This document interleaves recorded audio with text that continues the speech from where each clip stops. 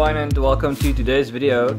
So today I'm going to show you something that's a very common requirement for a business application, and that is the ability to export your data from the application into an Excel file or a CSV file format.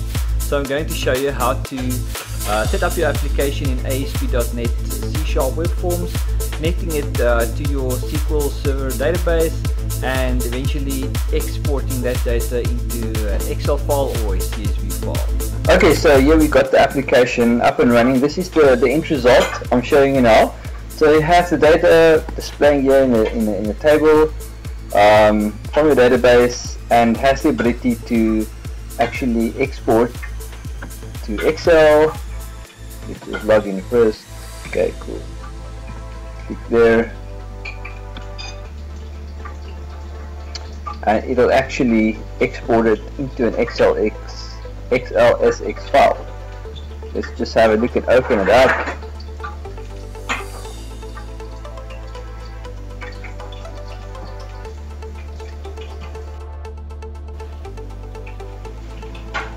Okay, and then you can see it actually gone and exported the data right into Excel with column headers.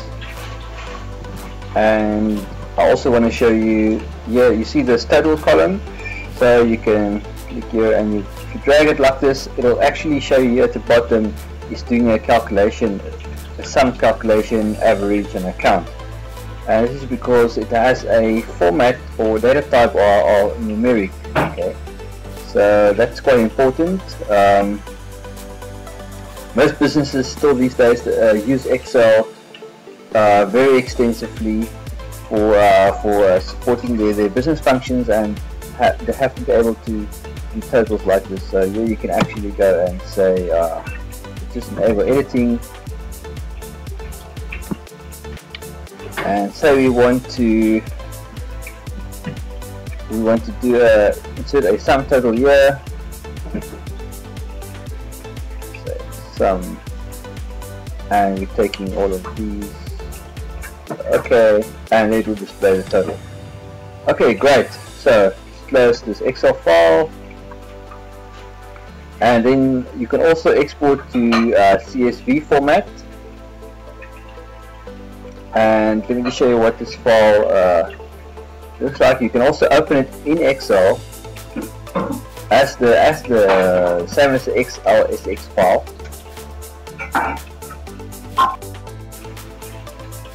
Okay, and then you'll see it looks basically the same, has column headers as well.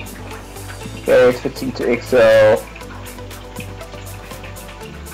You can do the same sum totaling on this column. So there you have it, there's your .csv file, and let's see if we can open it in a notepad. And you will see that it actually has a comma separated value format.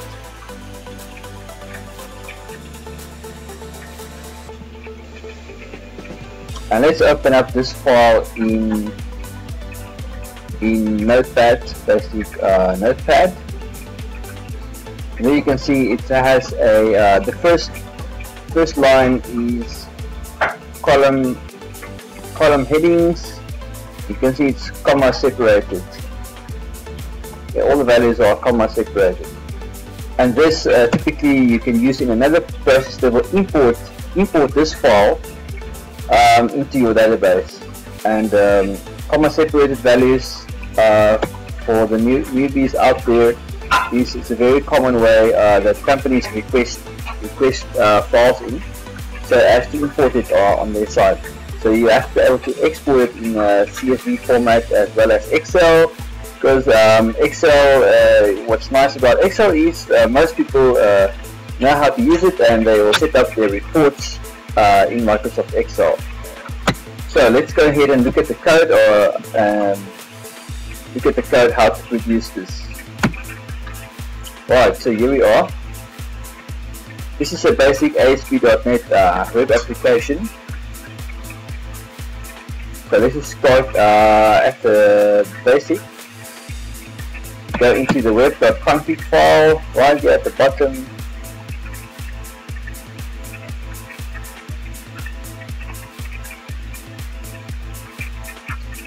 Okay, so basically here, if you look at this section where we have connection strings, we put in a connection string. This connects our application to our SQL Server database. So you can pause the video right here and just to get a nice look at how your connection string must look. And this is if you use integrated security. In other words, it will authenticate you based on your user ID, your Windows login. Okay, this doesn't use an explicit username and password, but it does take into account that you have a valid user Windows logon. Okay, so this is what your connection string will look like. This you will have the name of your SQL Server. Okay, and right over here, initial catalog. This refers to the database. Our database name is user account. Okay, so you can base your connection string on this example. Okay, right.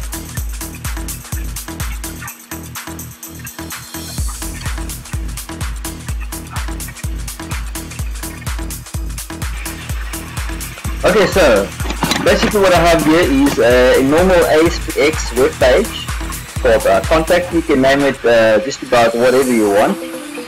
This is just for purposes of displaying a grid with data from your SQL Server. So let's have a look at the code to the markup code to produce this page. Click on source, and you'll see here I'm using an ASP grid view. Control OK. This is the important section here. You have an image button with an image URL, and this is an Excel icon that I've downloaded from the internet.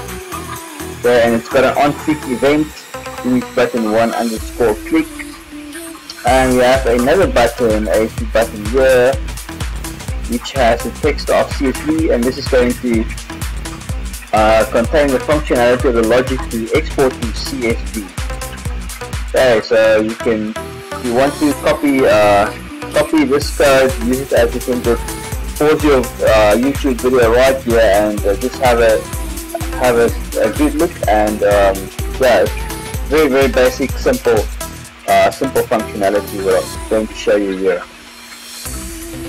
Right, then we can go ahead and look at the code behind the page. Just right click and go to view code. It's scroll up to the top. Okay, so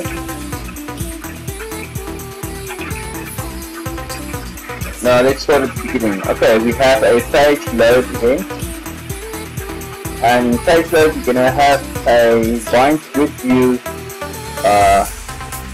procedure method. I called it bind grid view, and this is what it looks like. So first of all, we will need a data table. So we declare a new a variable of type data table. Okay, and the next line here is to actually access your connection string, which remember we have in the web.config file. Okay, so this is a method of extracting the SQL connection string from your web.config file. Next line is the opening here up a SQL connection, so we declare a SQL connection object. Okay, next we need a SQL command. Okay, and here you can actually put in an inline SQL select statement if you want, but that's not very good practice. So what I've done is I went onto the database and created a stored procedure called SEL_contacts all. Okay, so this is the name of my stored procedure that will actually return the data that I'm looking for. I'm going to show you in a moment what that looks like. Okay, you pass in another parameter here called for the connection. This is your actual SQL connection object. Let's go and have a look at the database. So this is the stored procedure that I talked about now.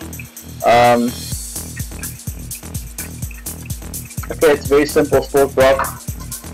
All we're doing here is say select contact ID, first name, last name, email, mobile, and total. And I'm going to show you now what this table looks like. So it selects data from our table called contacts, and over here is the actual table. Just see if we can expand it here. Okay, management studio is struggling a bit.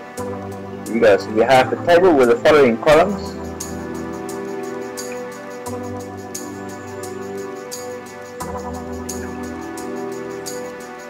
Come on. Okay. The primary key contact ID of data type int and not null. We don't allow any null values here. First name, last name, mobile, email, total. This is just for demonstration purposes. It's a very simple table. Okay, and this is also basically there to get the data.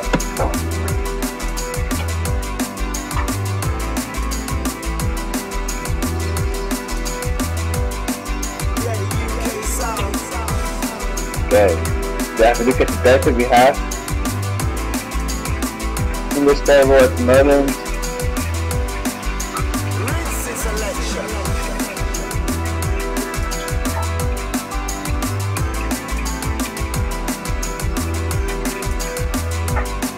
Okay, and it's about to show us the output of the data set here.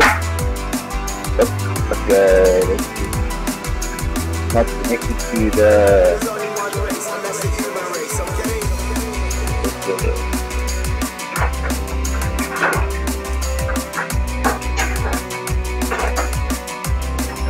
let's just copy this. Let's just say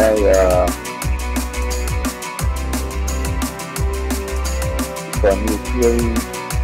Sometimes SQL Server is a bit funny. Okay, it takes some time to wake up. Okay, there we go. Here you can see the data. So it's a very simple table, and we have a few rows of data in this table. Okay, so now how to connect it, to get it into your application. Okay, so there we got the SQL command, and we just put in the name of the stored procedure right here. The command type is stored procedure. We're also using a SQL data adapter. Okay, so yeah, let's put it into a try catch. This is just to catch any exceptions, to handle your exceptions, so the application doesn't just crash. So saying here conduct open. Now this is your SQL connection. We're using the open command there, and we're going to use the data adapter, and we say da.fill, data adapter.fill, and we pass it the data table as a parameter, and it's going to fill your data table that you declared here in the top. It's going to fill that with data. So it's going to finally, it's going to say if the connection state is open, close it. So you're closing the data disconnection after you finish with that transaction. So then, now grid view 1, we first do the actual grid view control on your ASP form we have here. There we're going to set the data source property equal to DT, which is a data table. We're going to use the command data bind, and then we're going to say auto generate columns equals true. It will automatically generate the column names for you, so you don't have to go into the bind view and create the columns up front if you don't want to. Unless you want to do that, you can actually